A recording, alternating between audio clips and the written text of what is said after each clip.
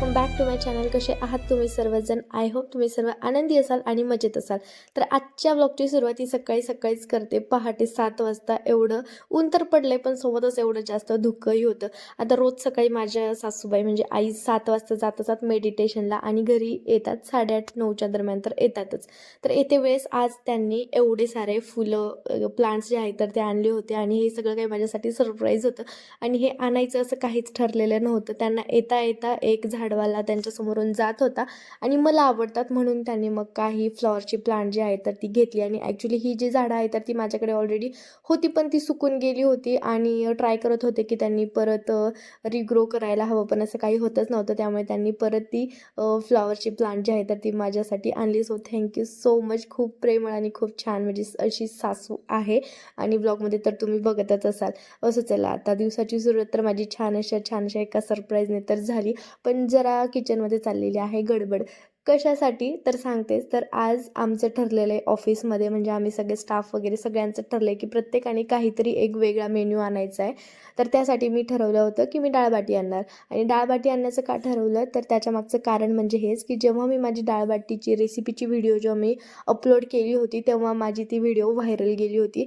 हे सर्वांना आमच्या कॉलेजमध्ये सर्वांना कळलं आणि मग त्यांचं म्हणणं होतं की तुम्ही काहीही वेगळं काहीच ठरवू नका, तुम्ही डाळबाटीच आणा. तर मग म्हटलं चला ठीक आहे, मला आता ऑप्शन तर भेटला आहे तर डाळबाटीचा. मग मी डाळबाटी आणणार असं ठरलं होतं आणि बाकीचे जे काही आणणार ते पण माझ्यासाठी सरप्राईज होतं कारण त्यांनी सांगितलं तुम्ही डाळबाटी आणा पण आम्ही काहीतरी वेगवेगळं आणू आणि ते तुमच्यासाठी सरप्राईज असेल. म्हटलं चला ठीक आहे, मी तर डाळबाटी आणेल ते कन्फर्म आहे. सकाळी स्वयंपाकाला काकू आल्या, त्यांना सांगितलं की तुम्ही तुमचं रेग्युलर जे स्वयंपाक आहे तर ते तुम्ही तुमचं बनवून साईडला ठेवून द्या आणि मी माझं काम करते डाळबाटी बनवण्याचं. आणि मग त्यांचं त्रिशाचा टिफिन वगैरे त्यांनी सगळं काही बनवून दिलं आणि मग माझी इकडं घाई होती डाळबाटी बनवण्याची. तेवढ्या त्रिशाची बस आली. त्रिशाची बस शार्प 9 वाजता कॉर्नरला जे आहे तर ती येऊन थांबते त्यामुळे तिच्या टाईममध्ये सगळं तिचंही ॲडजस्ट करावं लागतं. मग माझं किचनमध्ये काम सुरू होतं, सोबतच त्रिशाचंही आवरून दिलं आणि पिल्लूला बसवलं होतं इथे आईंजवळ. याची देवपूजा सुरू होती. आता देवपूजा आमची कशी असते हे तुम्हाला माहितीच आहे. सगळे देव जे आहेत तर ते सगळे घरभर फिरून येतात आणि मग शेवटी ते देवघरामध्ये बसतात. काही देव आहेत तर ते देवघरात बसतात तर काही देव जे आहेत तर ते आमच्या हॉलमध्ये सुद्धा पडलेले असतात. कधीही कोणता देव कुठेही तुम्हाला पाहायला भेटेल. जर कधी तुम्ही आले रिअलमध्ये माझ्या घरी जर पाहिलं तर. असं चला आता हे आमच्या पिल्लूची कारनामे दिवस रात्र काही ना काही सुरूच असतं. आणि किचनमध्ये आले. आता डाळबाटीची रेसिपी तर काही मी तुमच्यासोबत शेअर नाही करत कारण तुम्ही ऑलमोस्ट भरपूर जणांनी पाहिलीच असेल कारण ती व्हायरल गेली होती आणि अदरवाईज मी शेवटी तुम्हाला लास्टमध्ये ती टॅग करून देते, तुम्ही तिथे जाऊन पहा किंवा मग डिस्क्रिप्शन बॉक्समध्ये मी त्याची लिंक तुम्हाला तुमच्यासोबत शेअर करते, तुम्ही तिथे पण जाऊन पाहू शकता. एवढी छान आणि क्रिस्पी डाळबाटी झाली होती ना की कायच सांगू तुम्हाला. म्हणजे सगळ्यांसाठी तर मी टिफिनमध्ये तर भरपूर घेऊन गेले होते पण घरच्यांसाठीही बनवली. जवळपास 1 किलोची डाळबाटी मी बनवली होती तरीसुद्धा खरंच सांगते ती पुरली नव्हती. सर्वांना एवढी आवडली. 9:30 पावणे 10च्या दरम्यान माझी डाळबाटी बनवून रेडी होती. त्यानंतर मीही रेडी झाले आणि माझा ऑफिसचा टाईम 10:30 ते 5 आहे. ॲक्च्युली तसा तो 11ला स्टार्ट होतो पण 10:30ला आमचा ऑफिस टाईम इन टाईम जो आहे तर तो 10:30चा आहे. त्यामुळे मग जर कधी माझ्याकडे गाडी नसेल तर मी 10 वाजताच जाते किंवा मग वॉकिंग डिस्टन्सवर पण जवळच आहे पण तसं नाही म्हटलं तरी 10-12 मिनटं तर लागतातच. बट आज माझ्याकडे गाडी होती त्यामुळे मग मी 3 ते 4 मिनटामध्ये गाडीवर पोहोचते. पटकन गेले आणि गेल्या लगेचच ची सही वगैरे केली आणि लगेचच मी माझ्या कामाला सुरुवात केली कारण नेहमी मी असं म्हणत असते की मी कोणतेही काम करू दे तिथे मला कधीच कमी पडायचं नाही. कोणतेही काम असू दे, घरामध्ये असू देत की बाहेर असू दे, वॉट एव्हर कोणतेही काम असू दे, प्रत्येक गोष्ट मध्ये मला कंप्लीट करायचं आहे. कमी पडायचं नाही किंवा मग जास्त पडली तर चालेल पण मला कुठेच कमी पडायचं नाही किंवा मग कुठेही कमतरता अशी जाणवून मला घ्यायची नाही. त्यामुळे काही नवीन गोष्टी असतात त्या आपण शिकल्या पाहिजे. इतरांकडून का होईना ज्या गोष्टी पॉझिटिव्ह असतात तर त्या नक्कीच मी अचीव म्हणजे कन्झ्युम करण्याचा स्वतःमध्ये चेंजेस करण्याचा प्रयत्न करत असते. हे माझं नेहमीचंच आहे. जेव्हा कोणा व्यक्तीची मला एखादी चांगली गोष्ट आवडली तर ती मी नक्कीच शिकण्याचं ट्राय करत असते आणि हे कंटिन्युअसली रुटीनमध्ये माझ्या असतात. असं चला आता इथे माझी कामं सुरू होती आणि आतुरता होती मला जेवणाची कारण प्रत्येकाने काय सांगू एवढे भारी भारी आयटम्स आणले होते. एका मॅडमनी आमच्या पुरणपोळी आणली होती, एका मॅडमनी आपली व्हेज पुलाव आणला होता, त्यानंतर एका मॅडमनी मुगाची डाळ आणली होती. खूप छान असं आमचं सर्वांचं जेवण झालं. ठरल्याप्रमाणे माझी डाळबाटी तर सर्वांना खूपच आवडली आणि त्याची व्हिडिओ टॅग करते, एकदा नक्की बघा.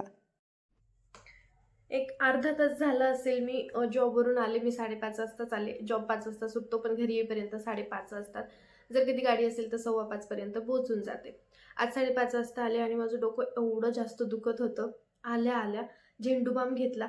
इथे लावला, केसांमध्ये सुद्धा अक्षरशः मी झेंडूबाम लावला आणि या मसाजरच्या साहाय्याने मस्त असं मसाज करून घेतलं. एवढं जास्त डोकं दुखत होतं म्हणजे, कारण दुपारी तुम्ही पाहिलं सकाळी मी डाळ-बाटी बनवली होती आणि आज आमचं ठरलं होतं की आम्ही प्रत्येकजण काही ना काही मेनू घेऊन येणार आहे. तर एका मॅडमनी व्हेज बिर्याणी आणली होती, एका मॅडमनी पुरणपोळी आणली होती आणि मी डाळ-बाटी घेऊन गेले होते. सो एवढं जास्त खाल्लं होतं, सोबत गाजराचा हलवासुद्धा होता आणि एवढं सगळं जेवण झाल्यानंतर अक्षरशः आम्हाला सगळ्यांना झोप येत होती.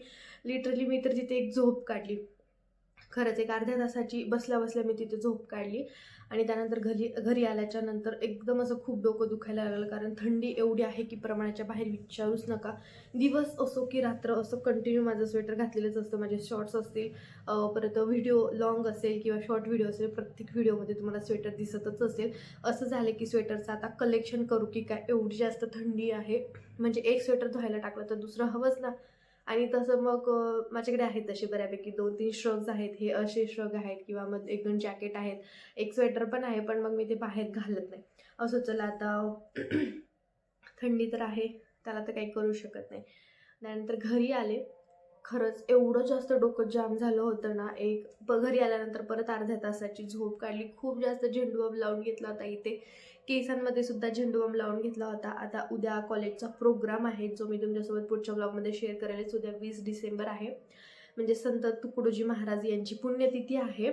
सो त्याच्या रिगार्डिंग एक प्रोग्राम अरेंज केलेला आहे, जो मी तुमच्यासोबत पुढच्या ब्लॉगमध्ये शेअर करेलच. आणि कालच्या शॉर्ट व्हिडिओमध्ये तुम्ही पाहिलं होतं त्रिशासाठी टेंट हाऊस आणायला आम्ही गेलो होतो. आणि खरं सांगते, तो टेंट हाऊस आहे ना, फक्त घराला ओझं झाले. कारण जेव्हा त्रिशाचा फर्स्ट बड्डे झाला तेव्हा फर्स्ट बड्डेला तिला तिच्या आजीने ते गिफ्ट दिलं होतं, तेव्हा पण टेंट हाऊस होता आणि तो बार्बीचा होता. त्याच्यावरती जे पिक्चर्स वगैरे होते ते बार्बीचे होते. आणि तेव्हा त्यानंतर ते एवढी अडचण झाली होती की आम्ही तो म्हणजे कधी ठेवून द्यायचो, कधी काढायचो, कधी परत ठेवून द्यायचो, कधी काढायचो, असं करत करत त्याचे पाईप्स, एक इकडे पाईप गेला तो एक तिकडे गेला, असं करत करत 1 वर्षामध्ये सगळे पाईप जे आहेत तर ते गायब झाले. आणि आता तिला कळायला लागले. तिने तिच्या फ्रेंडकडे पाहिलं आणि तिचं म्हणणं की आता मला तू काहीही कर, पण मला टेंट हाऊस दे. 1-2 महिने झाले ती आमच्या खूप मागे लागली होती. कसं असं मुलांना काही गोष्टींची जाणीव करून देणं पण खूप गरजेचं असतं. आम्हाला अशी सवय होती की तिने एखादी गोष्ट मागितली की आम्ही तिला लगेचच द्यायचो. त्यामुळे मग तिला काही गोष्टींची किंमत जी आहे तर ती कळत नव्हती. म्हणजे तिला काही गोष्टींची व्हॅल्यू जी आहे तर ती कळत नव्हती. तिचा हट्टीपणा खूपच वाढला होता. सो त्यामुळे मग आम्ही ठरवलं की काही गोष्टी ज्या आहेत ना, प्रत्येक गोष्ट तिला द्यायची, कोणत्याही गोष्टीची कमी तिला पडायला नको. पण मग ती आत्ता मागती आहे ना, तर एकदा तिला नाही म्हणायचं किंवा मग तिला म्हणायचं की नाही आपण ते घेऊ शकत नाही, आपल्याकडे एवढे पैसे नाही आहे, किंवा मग तिला डायरेक्टली तर एकतर नाही सांगायचं किंवा मग काहीतरी करून ते टाळायचं. असं करत करत 2 महिन्यापर्यंत आम्ही तिला आणलं होतं. आणि पहिली तिचा हट्टीपणा असा असायचा की ती खूप प्रमाणाच्या बाहेर रडायची आणि रडून रडून तिला उलट्या व्हायच्या, मग ती आजारी पडायची, तिला ताप वगैरे यायचा. आणि आता तिचा हट्ट कसा कंट्रोल करायचा, तर ह्या गोष्टींची आम्ही थोडीफार सवय लावली. काही गोष्टींमध्ये म्हणजे पहिल्यांदा थोडा त्रास झाला, पण तो कमी कमी होत होत आता ठीक आहे. म्हणजे आता ती नॉर्मल आहे. पण काही गोष्टींमध्ये अजून तिचा हट्ट आहे. पण अशा काही छोट्या छोट्या गोष्टी आहेत ज्या ट्रान्सफॉर्मेशन करण्याचा आम्ही प्रयत्न करतोय. सो 2 महिने झाले, करत करत 2 महिने निघून गेले आणि काल फायनली तिचे पप्पा बोलले की ठीक आहे, जाऊ दे, आता तिला कळतं, तिला खेळावं असं वाटतं, तर तिला आणूयात. मग तिच्यासाठी काल ते टेंट हाऊस आणलंय. पण खरं सांगते, माझ्यासाठी तर ते ओझंच झाले. कारण हॉलमध्ये ते जर टाकलं ना की मग ते भरपूर स्पेस एकतर त्यामध्ये अटून तर जातोच आणि मग ते आजूबाजूला आपल्याला कामं करायला अडचण होते किंवा मग झाडून काढायला त्याला इकडे ठेवा, इकडे उचलून तिकडे ठेवा, असं चला आता ह्या गोष्टी तर होत राहणार आहेत. पण एक जनरली सांगायचं म्हटलं तर मुलांना ना काही गोष्टींची सवय लागणं खूप गरजेचं असतं आणि त्या गोष्टीच करण्याचा आम्ही सध्या प्रयत्न करतोय. कारण व्हिडिओ जर तुम्ही पहिल्यापासून पाहत असाल तर तुम्हाला माहीत असेल की प्रत्येक गोष्ट तर आम्ही तिला द्यायचो किंवा आत्ता पण देतो, फक्त काही गोष्टीमध्ये आहे ते चेंजेस करण्याचा प्रयत्न करतोय. कारण ह्या गोष्टी लहानपणी आपल्याला ठीक वाटतात, पण जेव्हा लेकरं मोठे होतात ना तेव्हा खूप खूप हट्टी बनतात किंवा मग ह्या ज्या सवयी असतात ना त्या बॅड मॅनर्स म्हणून ओळखल्या जातात. ह्या गोष्टी आम्हाला नको आहे.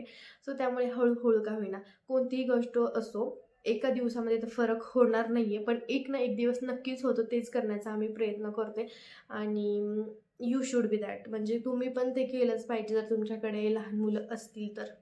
सो आणि आता डोकं तर दुखायचं राहिले माझं, मी थोडीशी फ्रेश होते आणि पाहूयात आता संध्याकाळचं डिनरमध्ये अजून तर काही ठरवलं नाही आहे काय बनायचे, पण आज आहे फ्रायडे आणि 8 दिवस झाले असतील नॉनव्हेज काही बनत नाही आहे. तर आता मला 100% मी शुअर आहे की त्रिशाच्या पप्पांचा फोन येईल आणि मला म्हणतील की काहीतरी नॉनव्हेजमध्येच बनवूयात. I am sure.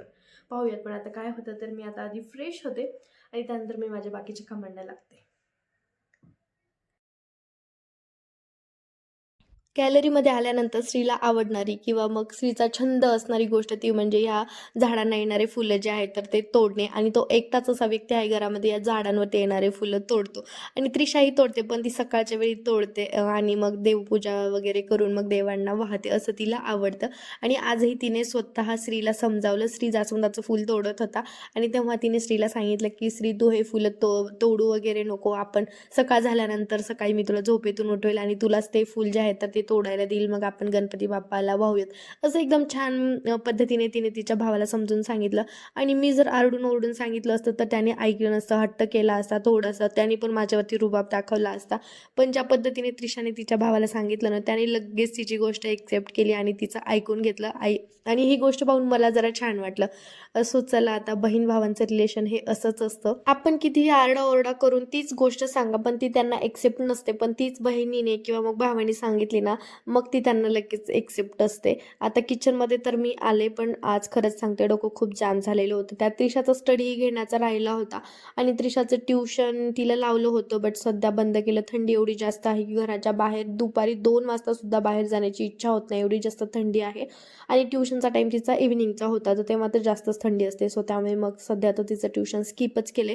आणि स्टडी वगैरे म्हणजे मी घरी तर घेतेच, तिचा स्टडी कंपल्सरी घेतच असते, कितीही लेट होऊ दे किंवा मग काही होऊ दे. आणि सध्या ऑफिसला जाते तर असं होतं की त्रिशा मी येण्याच्या आधीच मला सरप्राईज देते. घरी आल्या आल्या तिचं म्हणणं एकच असतं, मम्मा सरप्राईज माझा आजचा स्टडी जो आहे तर तो मी डन केलाय आणि तू माझं एक्स्ट्राचं रिव्हिजन घेऊ शकतेस. हे पाहून तर खरंच सांगते मला खरंच खूप छान वाटतं. एक वेळ अशी होती की मला तिला म्हणावं लागायचं की अगं अभ्यास कर, अगं अभ्यास कर, पण आता स्वतःहून ती मला बोलते की माझा स्टडी जो आहे तर तो डन झालेला आहे. आणि ही सवय पण मी कशी लावली ती तुम्ही ब्लॉगमध्ये पाहिलंच असेल. रोज आमचा टाईम ठरलेला असायचा, त्या टाईमवरती मी तिचा रोज स्टडी घ्यायची आणि रोज घेऊन घेऊन कदाचित तिला पण आता तिच्यामध्ये पण ती इच्छा झालेली असेल की मला पण रोज स्टडी करायचा आहे वगैरे वगैरे.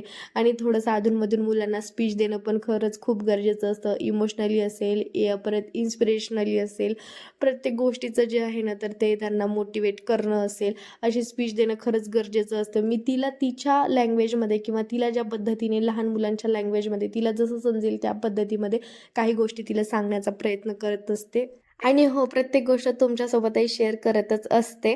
तर असा होता माझा आजचा दिवस. दुपारपासून तर डोकं दुखण्यातच गेलंय, पण सकाळी डाळबाटी बनवण्यात गेला आणि त्यानंतर त्रिशाचा स्टडी, किचन वगैरे सगळं काही. आणि आता जेवण वगैरे झाल्यानंतर रात्रीचे कामं रात्रीच आवरून ठेवत असते, म्हणजे सकाळी माझी जास्त काही परेशानी होणार नाही. कारण एकदा सकाळी उठलं आणि किचन फ्रेश दिसलं की मग कामाचाही मूड येतो, सगळी कामं व्यवस्थित होतात आणि कंटाळा तर बिलकुल येत नाही. स्वच्छ सगळं काही छान दिसतं, तर त्यामुळे दिवसभराचं रुटीन काहीही असो, रात्री किचन ओटा क्लीन केल्याशिवाय झोपायचं नाही किंवा मग मला झोपच येत नाही. त्यामुळे सगळं काही क्लीन करून छान शांततेत स्किन केअर करायचं, मॉइश्चरायझर लावायचं आणि त्यानंतर झोपायचं, असं माझं रात्रीचं रुटीन जे आहे तर ते ठरलेलं आहे. बरं चला, आता व्हिडिओ येथेच एंड करते. आपण भेटू पुढच्या व्लॉगमध्ये. बाय.